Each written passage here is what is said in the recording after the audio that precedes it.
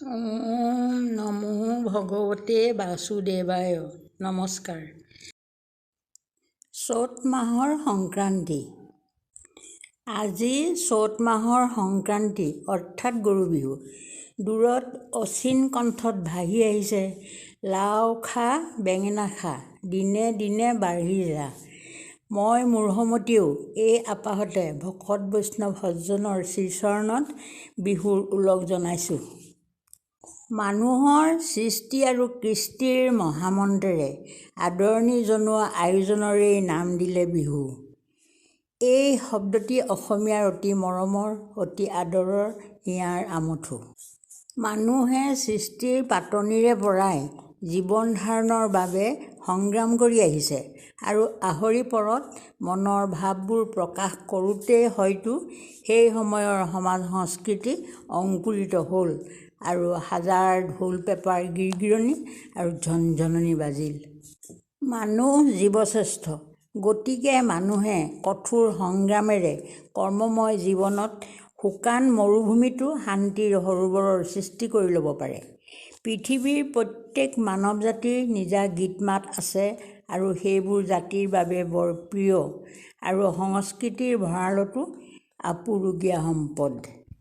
মানুহে অসমীয়া মাহ আৰু কৃষিৰ লগত মিলাই নিজৰ সুবিধাৰ্থে বিহুক তিনিটা ভাগত ভাগ কৰি লৈছে। আজি গৰু বিহু। পৰম্পৰা অনুসৰি চ'ত মাহৰ সংক্ৰান্তিৰ দিনা গৰু বিহু।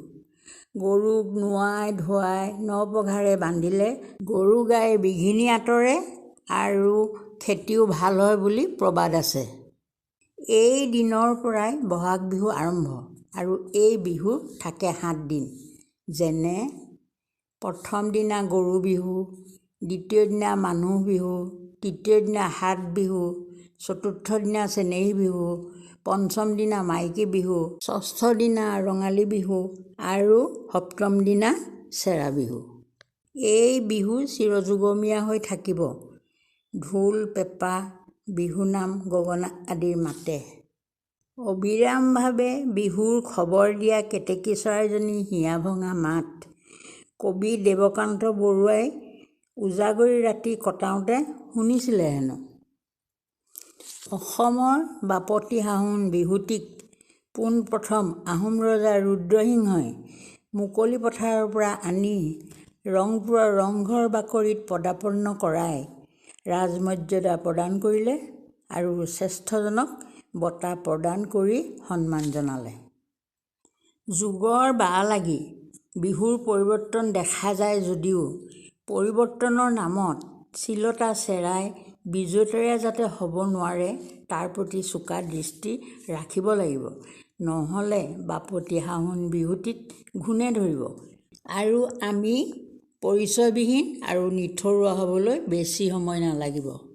মোৰ এই অপৰিপক্ক মন মগজুৰে বিহুৰ বিষয়ে লিখাখিনিত ভুল ভ্ৰান্তিটো হৈছেই, ই ধুৰুপ। ভুল ত্ৰুটিৰ ক্ষমা বিচাৰি ভকত বৈষ্ণৱৰ চৰণপদ্মত নতশিৰে সেৱা জনাইছোঁ।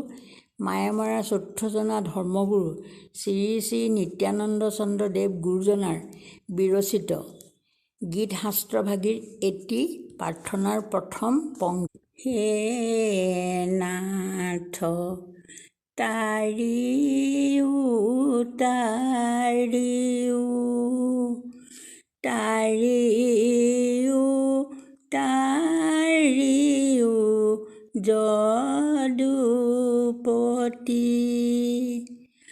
অধমেৰ নাহি নাথ তুমি বিনা গতি। কৃষ্ণ কৃষ্ণ।